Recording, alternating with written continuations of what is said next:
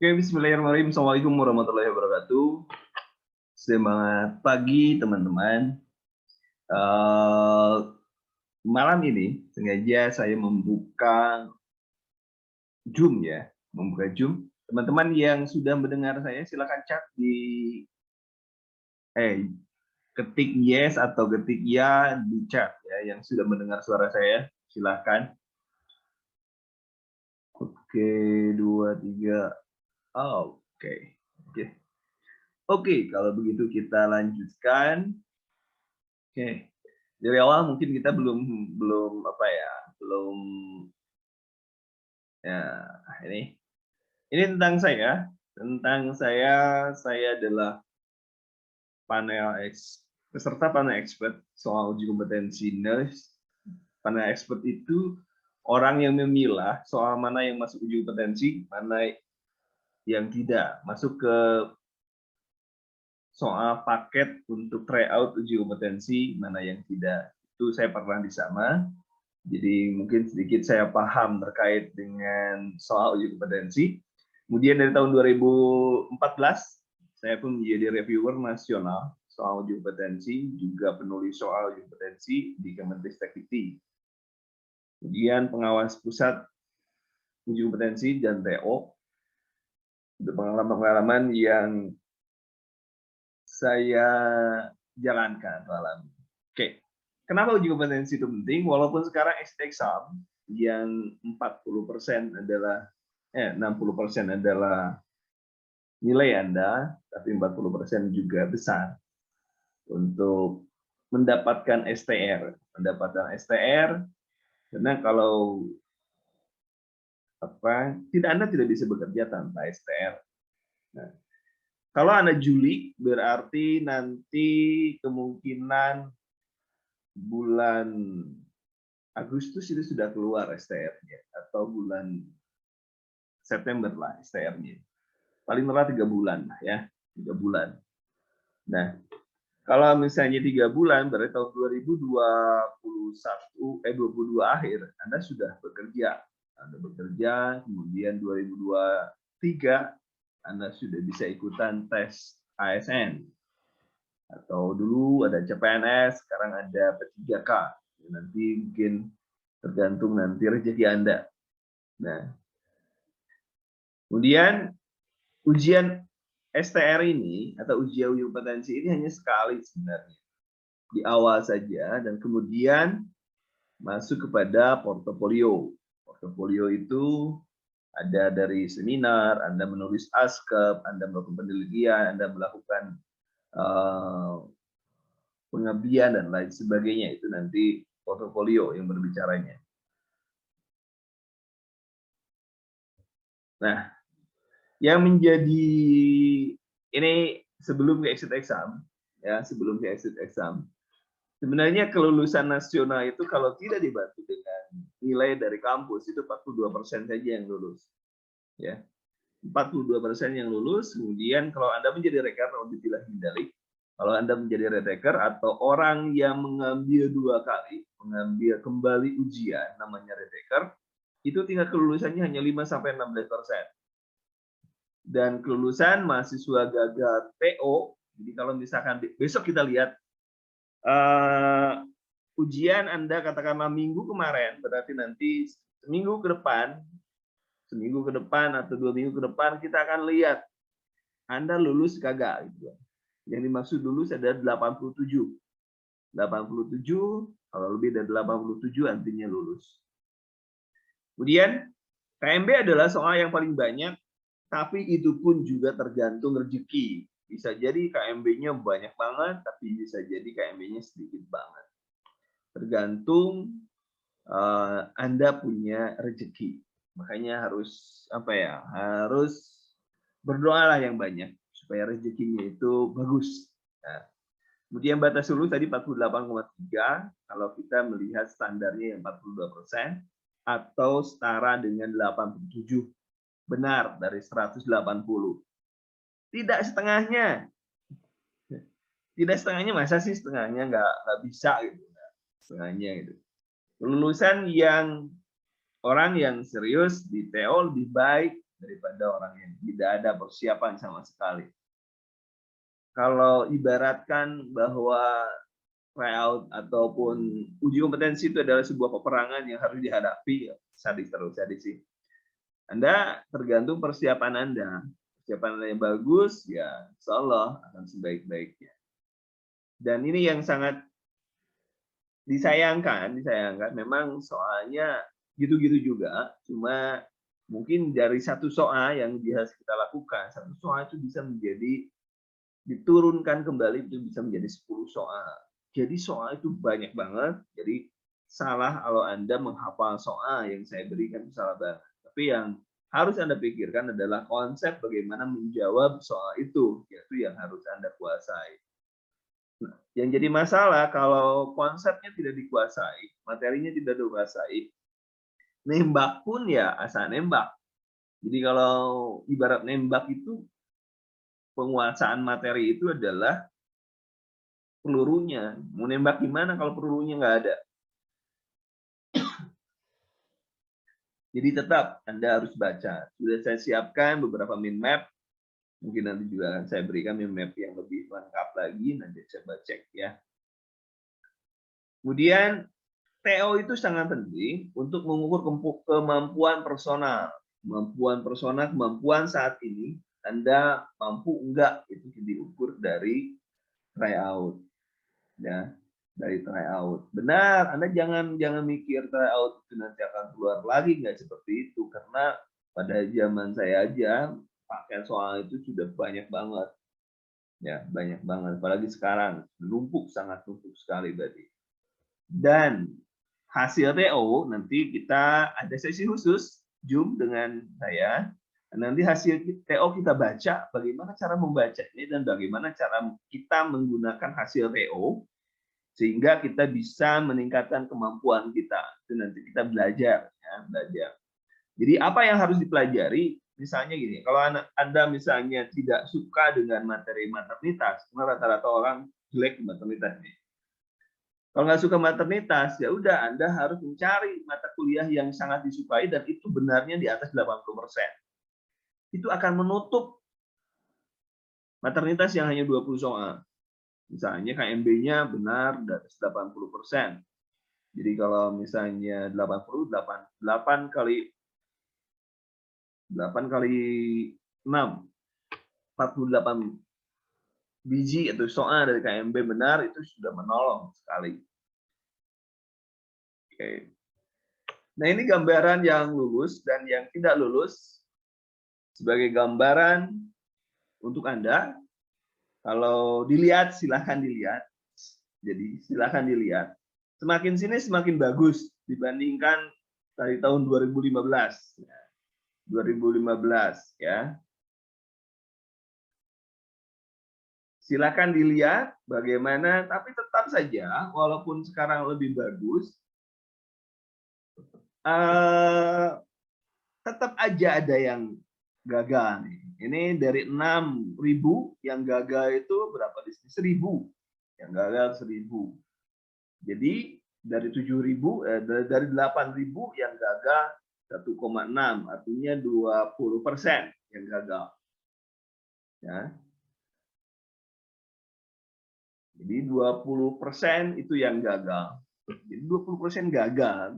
Jadi Anda jangan jadi golongan yang gagal ya. Jangan jadi golongan yang gagal. Ini tahun 2012 ya. Nah, tahun 2012 sebelum yang pertama berarti kemarin ya, yang April ya. Ini April. Ini yang 2022 yang ke-12 itu nanti Anda itu di sini. Mudah-mudahan Anda masuk ke yang biru, langsung sekali ujian langsung goal. One shot, one goal judulnya. Jadi satu tendangan, satu gol ya. Dan itu bisa. Kenapa saya bilang bisa? Karena mahasiswa saya pernah salah. Di uji kompetensi yang belum exit exam. Salahnya berapa kira-kira menurut Anda? Ada yang bisa bantu salahnya berapa mahasiswa saya? Ada yang mau nulis salahnya berapa kira-kira? Dari 180 kira-kira salahnya berapa?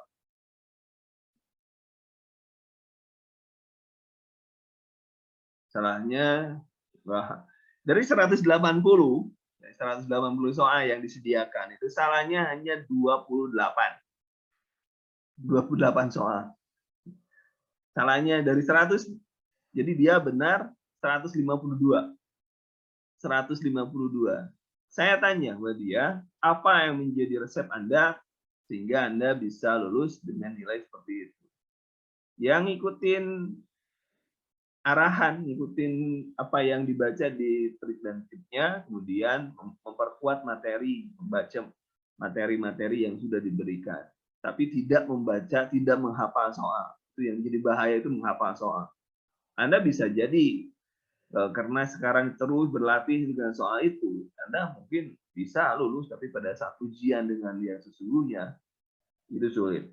Jadi kalau saya bilang kalau sudah 3 kali tidak kompeten, nah itu harus ada private khusus itu. Mampu, insya Allah mampu, bisa, insya Allah bisa. Tapi harus ada perlakuan khusus dan harus ada effort yang besar dari Anda sendiri sebagai peserta.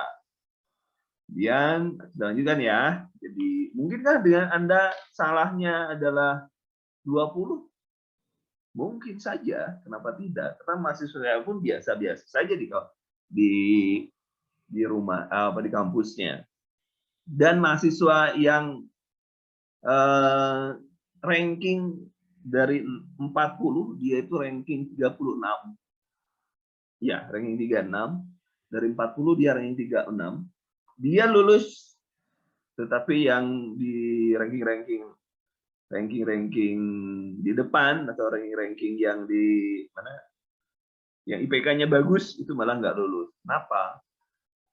Karena kalau di kampus kita ya jujur saja, kalau di kampus kan masih banyak subjektivitasnya dalam menilai.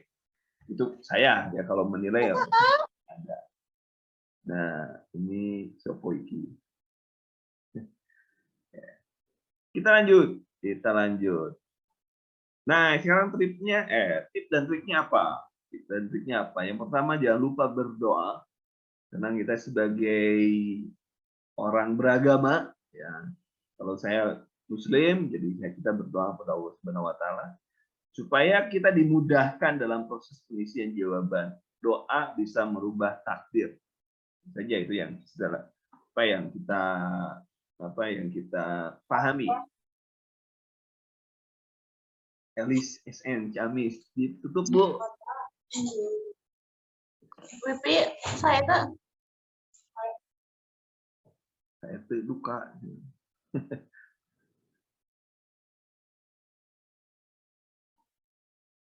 Oke. Kemudian Anda sudah melakukan tryout, karena dengan tryout Anda mengenal sistem ujian. Kemudian latihan juga latihan soal-soal yang memang mirip.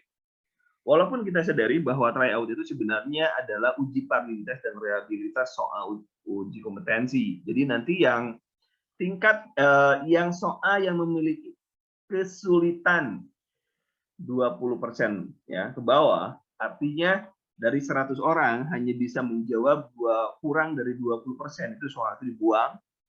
Dan orang yang memiliki atau soal yang bisa dijawab oleh 60% orang ke atas, jadi 61, 62 sampai akhir itu juga dibuang.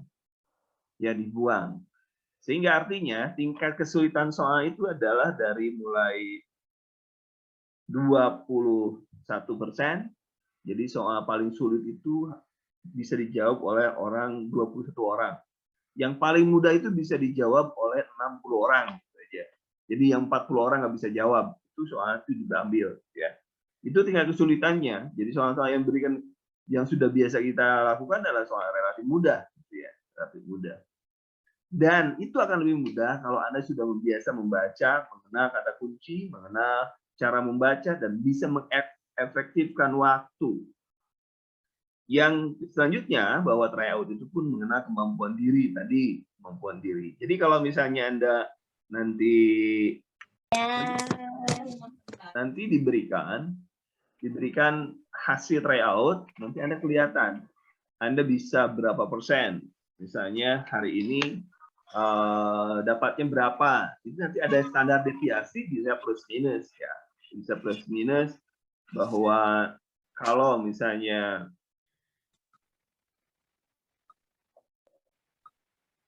90 berapa persen nanti standar deviasinya. Ya, nanti itu yang menjadi ukuran. Nah, itu.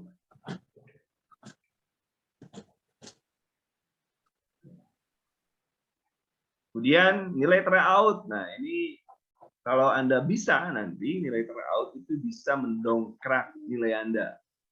Jadi nanti ada sesi khusus setelah dibagikan, nanti kita bedah rame-rame itu hasilnya.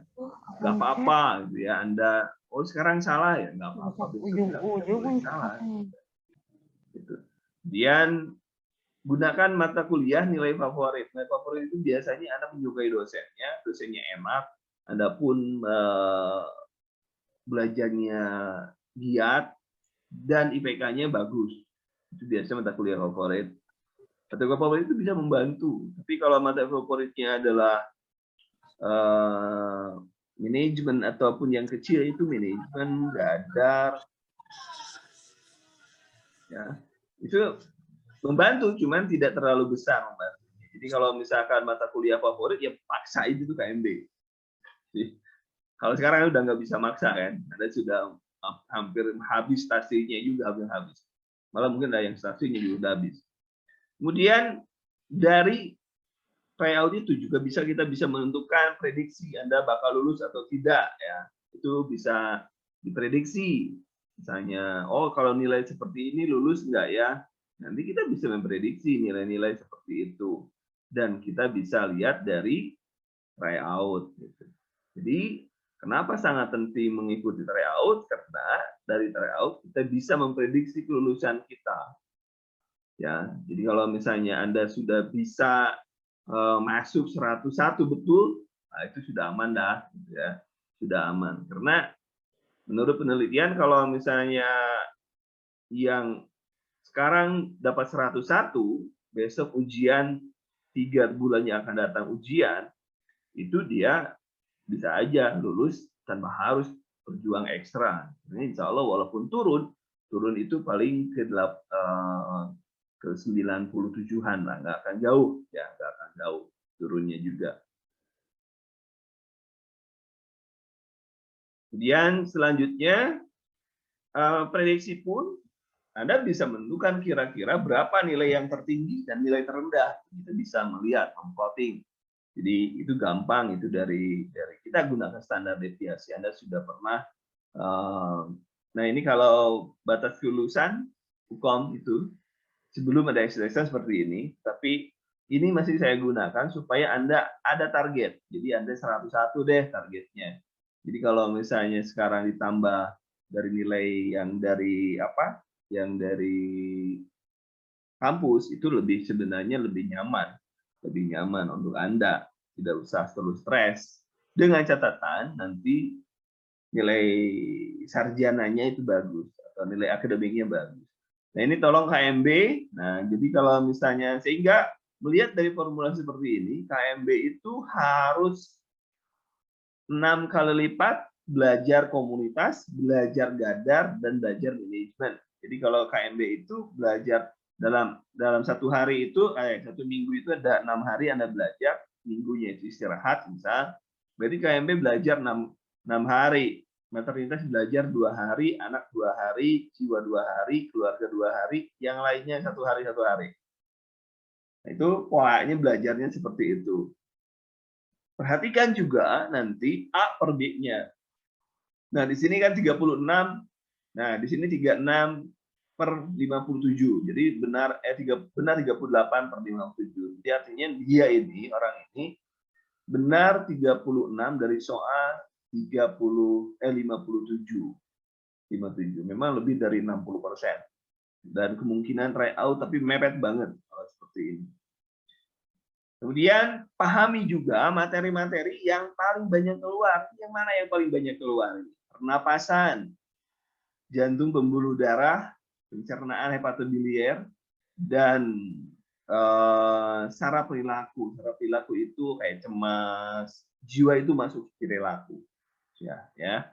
Jadi kenapa saraf banyak? Karena di dalamnya ada jiwa. Kemudian ada lain-lain. Lain-lain apa ya? Lain-lain banyak banget, misalnya komunitas dan lain sebagainya.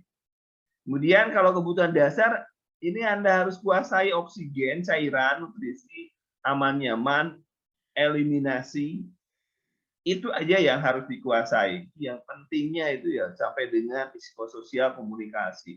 Komunikasi paling keluar 5 soal, maksimal 5 soal. Ya. Jadi yang dipelajari seksual aja, padahal nilainya sedikit. Jadi yang paling banyak itu yang harus Anda kuasai. Jadi belajarnya itu, oh nanti saya harus baca oksigenasi. Jadi mungkin nanti kita bisa sharing mana saja yang paling banyak soal keluar dari hasil kemarin. Nanti saya coba buat Google Form untuk survei ya. Nanti supaya bisa kita memprediksi soal yang akan keluar seperti apa dari semua orang. Tentunya semua orang, semua sesi itu akan memberikan gambaran kita bahwa ini loh soal yang harus Anda kuasai. Nanti kita coba bikin Google Form-nya supaya Anda isi surveinya ya. Harus mau, karena itu untuk Anda. Supaya nanti gambaran, oh nanti hukum itu aku harus belajar ini. Itu lebih mudah ya. Supaya lebih mudah. Kemudian, nah, pengkajian, ini bedanya D3. Ya, bedanya seperti ini saja. Kalau perhatikan saja, kalau di D3 lebih banyak diimplementasi. Tetapi kalau di S1, ini pengkajian.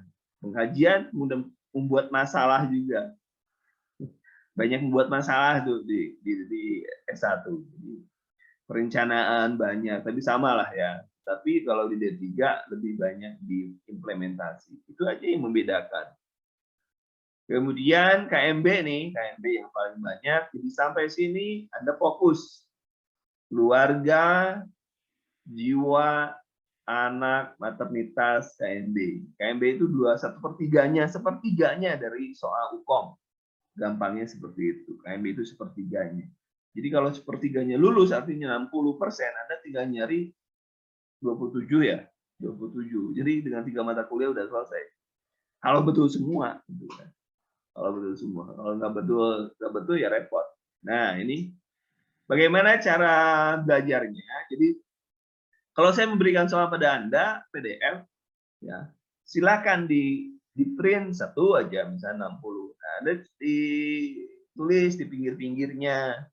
Jadi satu soal misalkan nanya masalah, maka Anda jawab bukan hanya nanya masalah saja, tapi nanya evaluasinya, nanya apa perencanaannya, nanya pengkajiannya, sehingga ada 10 soal dari satu itu. Kenapa? Karena soal itu dibolak-balik saja, karena kasusnya juga itu aja. Ya, itu. Kemudian, nah ini. Jadi, data kalau di UKOM itu data terbanyak itu menunjukkan prioritas, menunjukkan masalah utama, menunjukkan diagnosa utama, menunjukkan tindak utama, dan evaluasi tindakan. Itu. Jadi, data bisa menunjukkan itu. Nah, ini jadi yang selalu menjadi jebakan di sini. Ada kaidah dalam pembuatan soal, bahwa jawaban yang panjang itu tidak boleh menjadi jawaban yang benar. Misalkan A itu 5 kata, B 6 kata, sehingga E itu menjadi 9 kata. Jadi kalau kita kan kadang di ujian di kampus, pokoknya yang panjang itu yang benar, padahal di UKOM itu yang panjang itu justru harus dihindari. Ya, harus dihindari. Kemudian isi semua. Isi semua kenapa harus isi semua? Yang pertama, tidak ada aturan bahwa kalau salah itu dipotong nilai, nggak ada.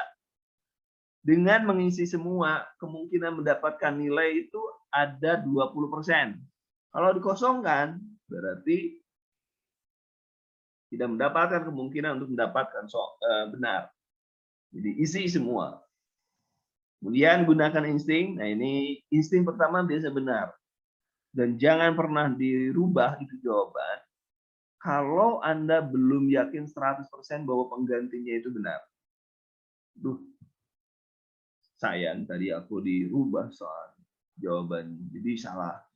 Nah, biasanya nggak gitu ngomongnya. setelah ujian. Kemudian jawaban ragu-ragu dianggap sudah benar. Jadi kalau ada ragu-ragu itu sudah dianggap benar. Gunakan mind map. Kalau mind map sudah saya berikan. Mind map itu adalah ringkasan. Jadi ringkasan-ringkasan saja. Dan mind map itu jangan dipandang di HP. Print oleh Anda. Nanti kalau ada yang kurang, tambahin oleh Anda. Tambahin coret-coret itu mind map itu. Coret-coret itu mind map itu supaya nanti kalau nggak ngerti Anda tulis. Gunakan Google. Googling. Materi sekarang lebih mudah. Tanya Google itu tahu dia maksudnya apa. Nah, ini yang harus dia pahami adalah satu soal menjadi 10 penyakit terbanyak di Indonesia itu yang pasti keluar. Tindakan yang sering dilakukan. Hitung aja, ada 10 tindakan keperawatan yang selalu dilakukan. Ada nanti tulis saja oleh Anda apa saja yang selalu Anda lihat di rumah sakit. Kemudian tetap tenang jika ada masalah, jangan stres, karena stres dapat menyebabkan menyempitnya sebuah perhatian. Istirahat cukup, nggak usah kemana-mana kalau mau ujian. Ya, lakukan menembak dengan jawaban yang sama. Kalau A semua, B semua. Ya, Bismillah aja menembak. Tapi gunakan insting kalau bisa. Kemudian mendulang nilai tadi sudah ditandai dengan nilai yang tinggi, sudah sejelasan tadi. Nah, ini kalau ada soal yang sulit, mengerjakanlah soal yang sulit. Kalau misalnya 20 detik soal itu nggak paham, mau kemana itu soal, Anda pindah. 20 detik pindah, 20 detik pindah. Jadi 180 pindah semua, kan nggak mungkin juga. Pasti ada yang bisa. Tapi kalau 20 detik Anda nggak ngerti, pindah aja dulu. Jangan lebih dari satu soal, 1 menit, jangan lebih dari itu. Karena nanti Anda nggak keburu. Gitu. Kemudian, ini yang mau ujian, sarapan, dan siapkan pakaian yang berbahan katun. Jadi jangan pernah Anda salah berpakaian. Kaos tidak boleh, spandex juga tidak boleh. Jeans juga tidak boleh, denim juga tidak boleh. Pernah juga banyak yang teman-teman, karena saya juga pengawas besar, jadi banyak teman-teman yang harus pakai mukena ruku. Laki-laki pakai mukena, pakai celana jeans. Laki-laki Anda bisa dibayangkan di foto dan itu diedarkan seluruh Indonesia kan. Konyol itu. Anda jadi terkenal pakai jeans pakai mukena, pakai ruku dari musola. Terkenal seluruh Indonesia. Masuk ke TikTok kan repot itu.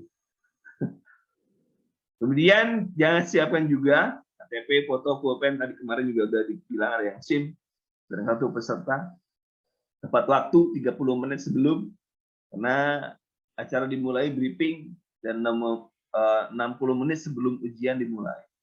Ya, kalau bisa paling telat itu 30 menit. Penjelasan pengawas dengarkan, jangan sampai mendahului penjelasan pengawas. Tiba-tiba harus ya, malah tidak. Bukan repot itu. Pada saat menyetujui, Anda jawab tidak, kan repot. Tidak masuk. Obat-obat jangan lupa asma, untuk asma kayu putih dan lain sebagainya biasanya juga diberikan. Nah, ini terkait dengan BAK ya, BAK. BAK juga bahas ya. BAK itu kalau nggak mau BAK, keluar aja. Misalkan Anda sudah selesai 100 ronde itu satu siklus 180 udah, walaupun masih di sana bolong-bolong masih bisa. Keluar aja dulu, cuci muka dulu, narik nafas dulu, relaksasi dulu, tapi jangan lebih dari 5 menit. Masuk lagi. Enak aja kan nanti Anda ke toilet punya pengawal, S2 keperawatan lagi pengawalnya. Relaksasi aja gitu, walaupun nggak mau BAK ya udah keluar aja, narik nafas. Tapi jangan semuanya nanti. Kemudian atur tempat duduk dan komputer, atur pencahayaan pada login yang pertama, Anda atur pencahayaannya, atur tempat duduknya, cek mouse-nya, cek keyboard-nya enak enggak. Kalau enggak, usul acungan tangan, minta diganti atau minta pindah. Nah, ini sesi latihan beradaptasi dengan komputer, icon mouse, kemudian jangan terlalu dipikirkan, soalnya ada 10 tapi disuruh 3 menit. Apa yang nggak usah dipikirin, itu nggak akan nambah nilai. Walaupun benar, itu hanya nyoba aja. Kemudian kesalahan, jangan hati-hati membuat atau memasukkan password dan username, upasnya, username dan password, hati-hati. Kemudian distraktor soal akan mengaburkan penilaian, baca soal dengan hati-hati, karena ada distraktor di sana, ada penjebak, sengaja ada jebakannya, karena jebakan itu digunakan untuk memisahkan mana yang kompeten dengan mana yang tidak. Jangan terlalu sering membuka nilai lab. Nah, kemudian jangan tanya teman. Nanya teman itu namanya bunuh diri dan membunuh teman. Soalnya beda, satu ruangan itu ada 4 paket. Dan satu paket diacak juga. Jadi Anda jangan nanya. Acungan tangan jika ada masalah, gunakan logika dalam menjawab soal, karena dalam membuat soal kita menggunakan logika. Saya sebagai pembuat soal pun tidak paham semua materi, tapi menggunakan semua logika. Kemudian menjawab semua, tadi sudah dijelaskan, memberikan kemungkinan yang benar lebih banyak dibanding yang tidak dijawab. Kemudian isi dulu yang mudah tadi, karena kalau isi yang mudah akan meningkatkan kepercayaan diri Anda. Dan juga hatur nuhun atau